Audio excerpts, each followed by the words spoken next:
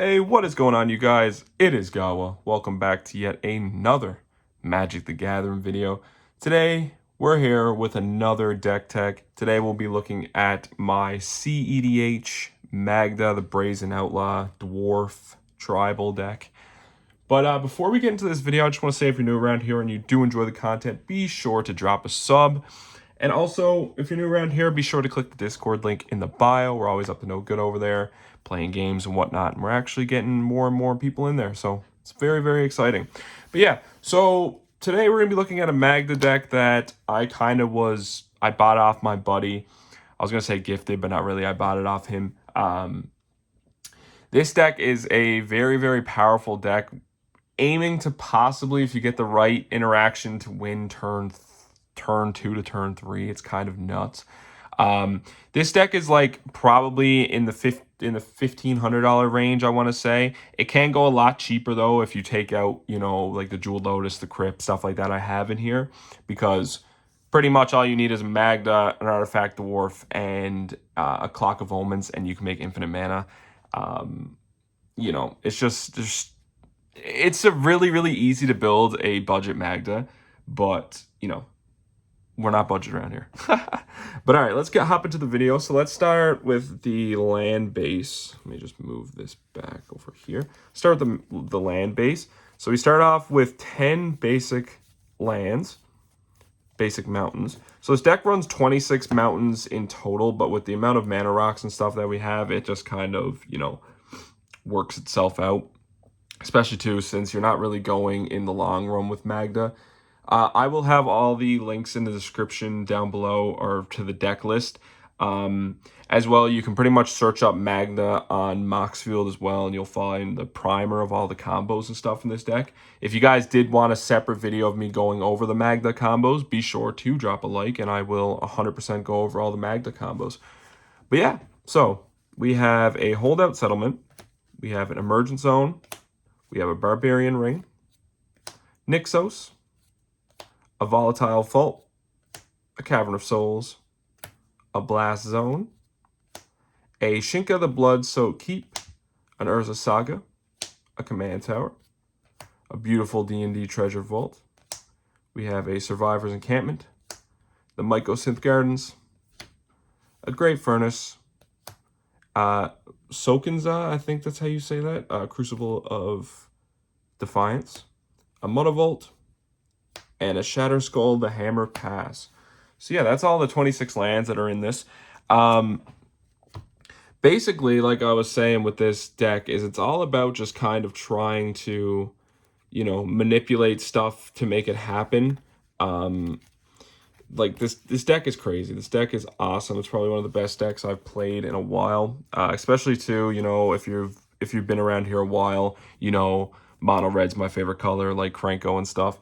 So having a cEDH type deck of that is crazy. I also got the new Magda art on the way, but this one is just the one that I was given when I bought the deck. But yeah, let's get into the spells portion of it. So we have Fable of the Mirror Breaker. We have a Blood Moon, Wild Magic Surge. I'll just leave these up so you guys can read them. A Lightning Bolt, a Pyroblast, a Deflecting Swat, a Red Elemental Blast.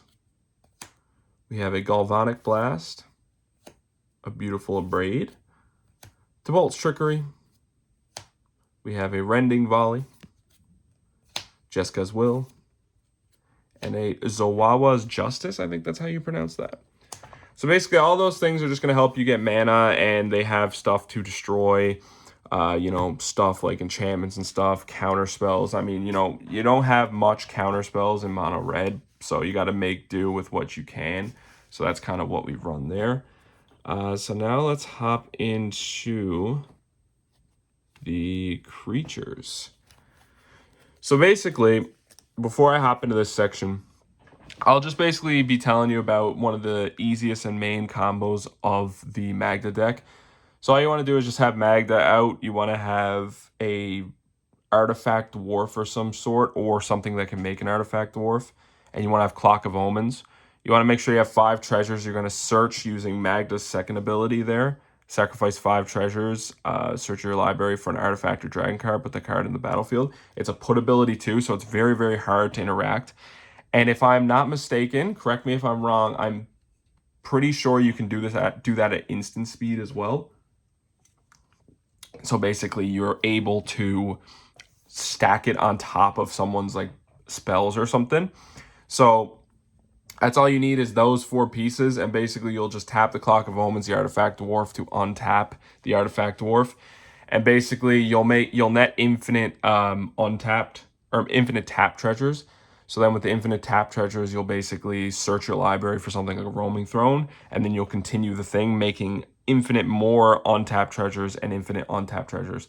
And then you can use stuff like Goblin Welder with Arietta's Tempting Apple, stuff like that, and just kind of beam your table to death or stuff like that. But yeah, that's another thing. If you guys did want to see an in-depth tutorial, like, or an in-depth combo run through, I'll help you with, like, you know, I'll make a video of that.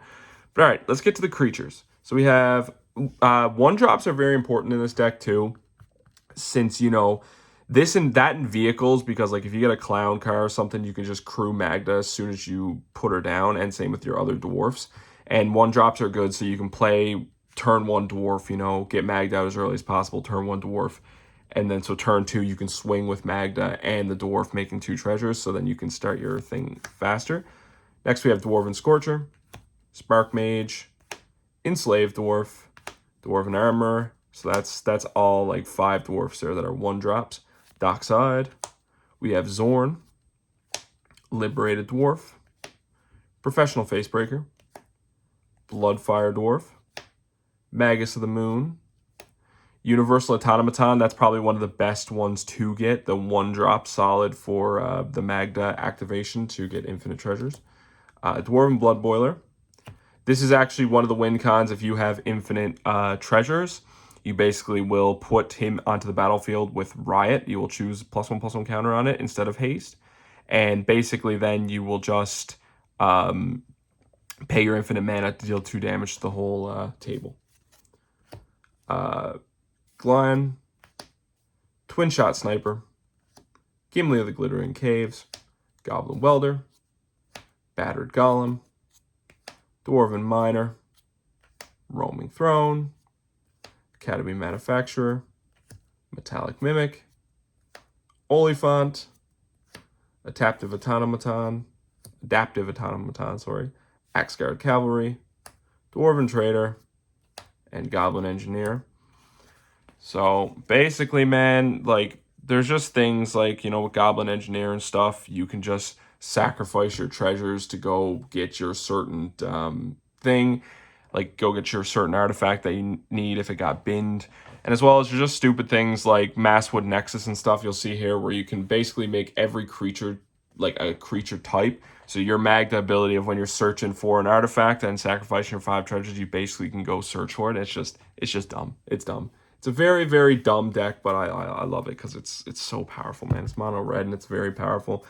So Mare of the Forebear is a good one because you're able to make your like turn something into a artifact. Same with Liquid Metal Torque. We have Smuggler's Copter of Crew 1, you know, for, you know, just putting it out, tapping Magda as soon as she comes in. Clock of Omens, the main piece of this deck. Springleaf Drum, another crew vehicle. The One Ring, Arietta's Tempting Apple, God Pharaoh Statue, Maskwood Nexus. So there also is, like this, for example, spells your opponents cast cost 2 more to cast. There is stax pieces in here, so Maskwood Nexus, like I was talking about, Ashnod's Transmogrant, Thorptar Orb, Soul Ring, Unlicensed Hearse, Lightning Greaves, Sting the Glinting Dagger, Mana Crypt, Chrome Mox, Elixir of Immortality, Portal to Phyrexia, Cursed Mirror, beautiful from the Vault 20th Tangle Wire, Sculpting Steel, Jeweled Lotus, Manifold Key, Damping Sphere, Thorn of Amethyst, and lastly Clown Car. So yeah, guys, so like I said, sorry this was a bit of a like quicker video. I just, you know, would rather just show you all the list and then kind of, you know, leave the explanations and stuff for another video if you guys would like a combo kind of guide for Magda. This deck is a lot of fun. Right now, Magda's sitting on like the A+ tier for Commander. She's just a lot of fun, man. Like, you know, sometimes you just think like mono red, you know, it's not going to be good, but like the more you just kind of look into it and stuff, Magda just kind of eats in that category. But yeah, like I said, I'll leave the Moxfield list down below so you guys can go down there and, you know, look at the deck list more, you know, properly. And as well, too, if you know, want to know a combo and stuff, it's pretty easy to just search up Magda combos because Magda's low-key taking over cEDH and stuff right now.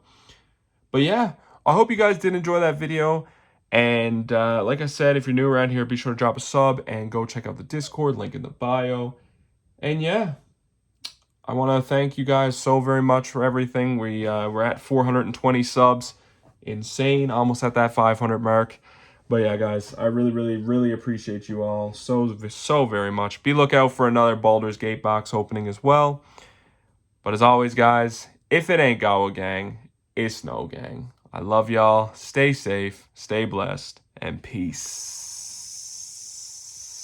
Wait. Happy holidays too, because I don't know if I'll see you guys by then. But happy holidays to all my wonderful people. And peace.